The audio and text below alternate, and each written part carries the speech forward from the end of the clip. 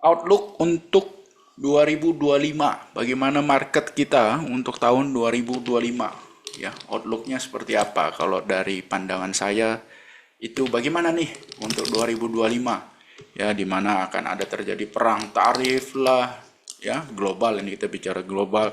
Terus Ukraina Rusia belum selesai-selesai, ya kan? Kemudian perkembangan teknologi AI yang begitu pesat, tapi terjadinya juga perang dagang di mana teknologi-teknologi tersebut tidak boleh diekspor ke China, gitu kan. Kenaikan tarif yang begitu masif dari Trump seperti apa itu dampaknya luar biasa nih. Bagaimana market kita ke depannya kok? Belum lagi untuk dalam domestik ini ada yang namanya tarif PPN final udah nggak bisa digunakan ya. Seperti itu. Walaupun masih ada desas-desus bahwa nih ya, kalau kita baca di Investor ID untuk 7 hari yang lalu ya, di mana pemerintah menargetkan payung hukum perpanjangan pajak UMKM 0,5 rampung akhir Desember. Lah ini sudah mepet nih ya. Tapi ya kita tunggu saja, karena ini kalau enggak, sakit bener dah ya UMKM. Oke, itu satu. Belum lagi Prabowo bakal ubah ya subsidi langsung ke keluarga, ya kan?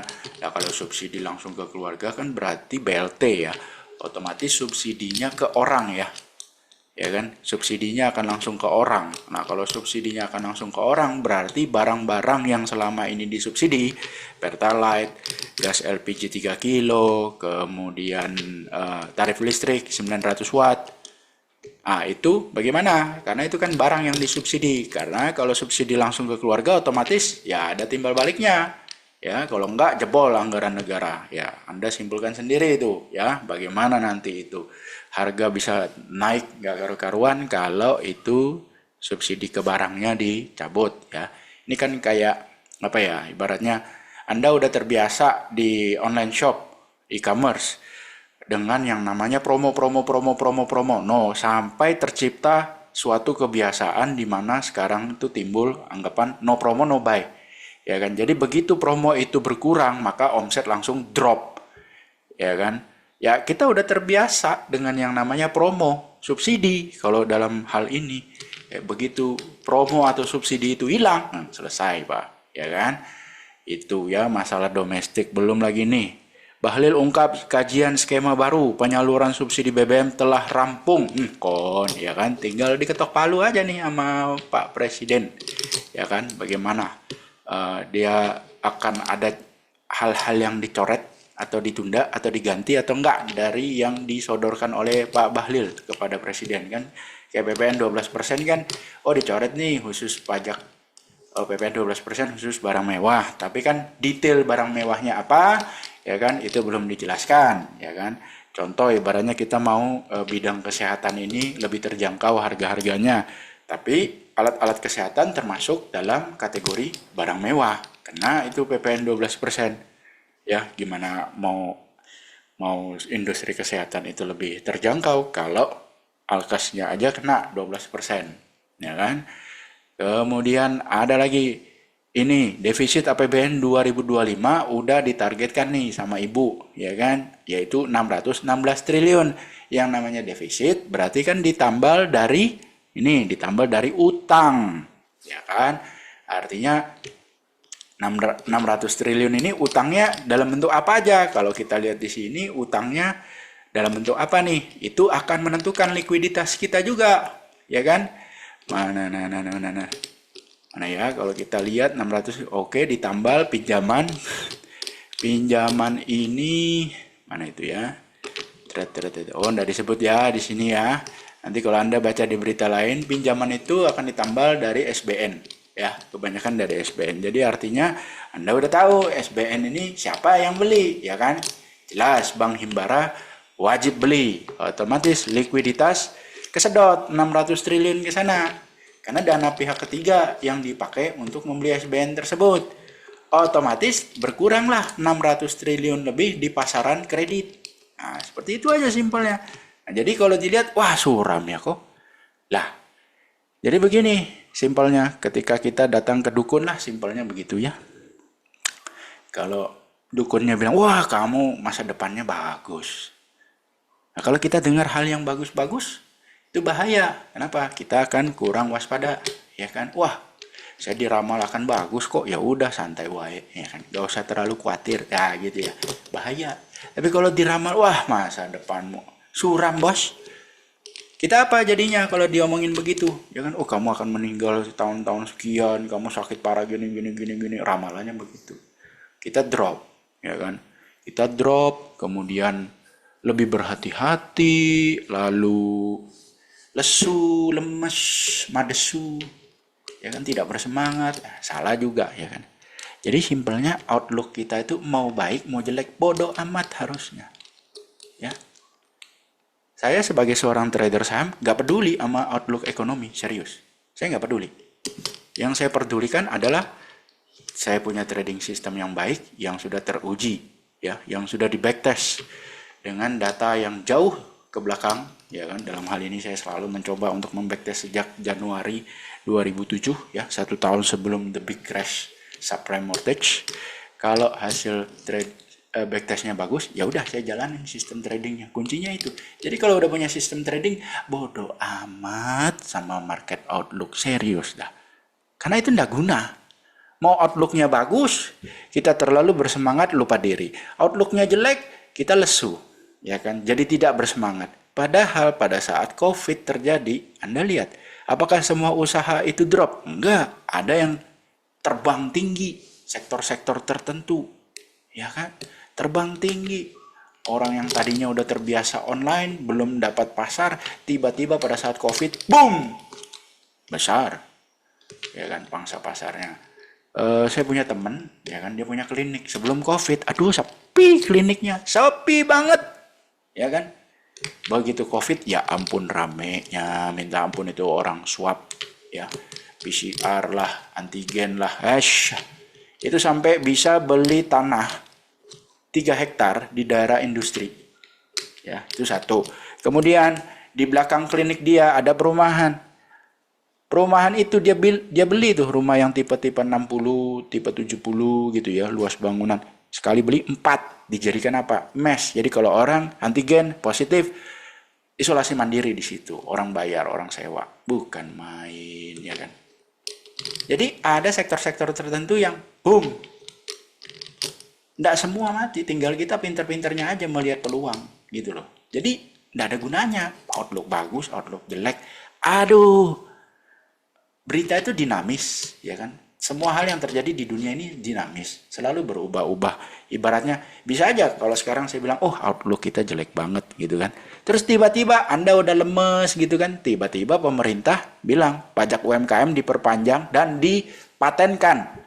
Jadi di bawah 4,8 miliar omset per tahun selamanya bisa menggunakan 0,5. Itu luar biasa itu.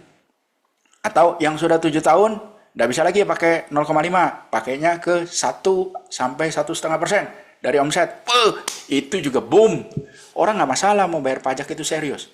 Yang penting jangan sampai ketika orang mau bayar terus disalah-salahin, Pak ini kurang, ya kan? Anda kita periksa pajak Bapak harusnya begini. Itu orang paling males. Nah, serius. Orang bayar pajak mah mau-mau aja. Tapi jangan dipersulit gitu loh.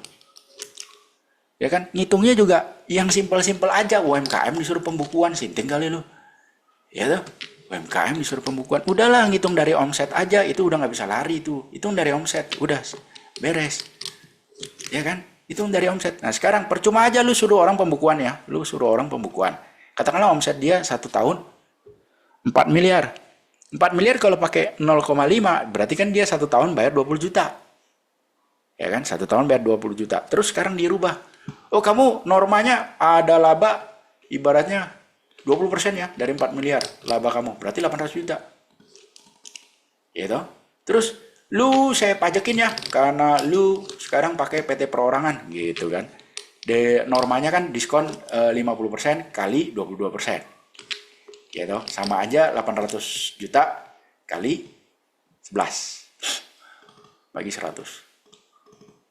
Jadi pajak yang harus kamu bayar ya adalah tadi kan 800 juta profit, 88 juta yang harus kamu bayar.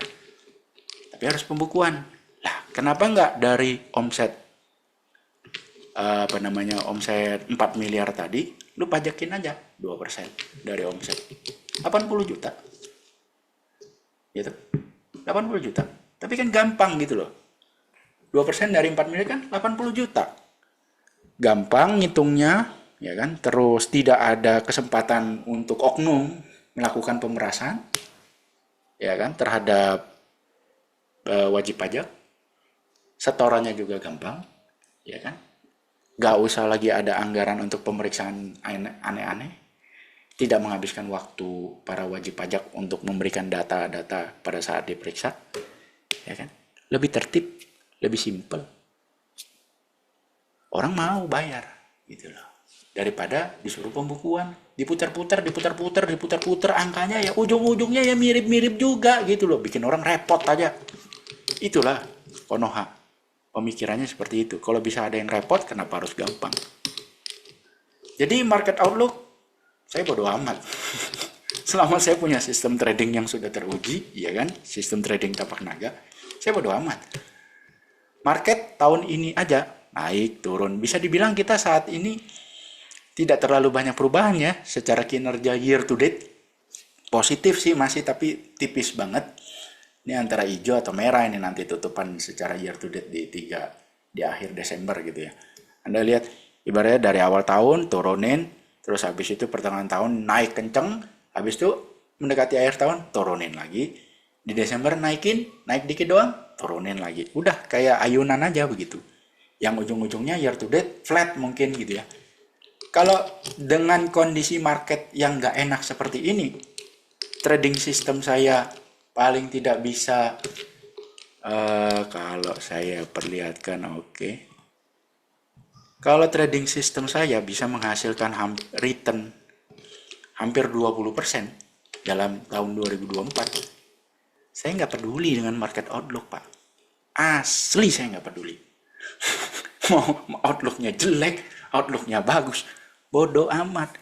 Karena saya secara pribadi itu bertugas seperti robot yang diperintah oleh sistem trading. Ini yang mau dibeli, input order di sini, buy di harga sekian, maksimal lot belinya sekian, stop lossnya di sini. Kalau harga udah naik ke sekian, trailing stop geser.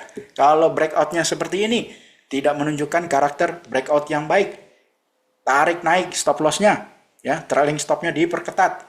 Sudah ada SOP-nya semua. Bodoh amat sama yang namanya market outlook. Jadi begitu. Market outlook mah Anda juga harus lihat siapa yang keluarin. Kalau dari pihak sekuritas, ya pasti bagus lah outlooknya. Kenapa? Ya supaya kan tetap ada semangat untuk trading. Ingat, sekuritas cuannya dari semakin aktif kita bertransaksi. Itu satu.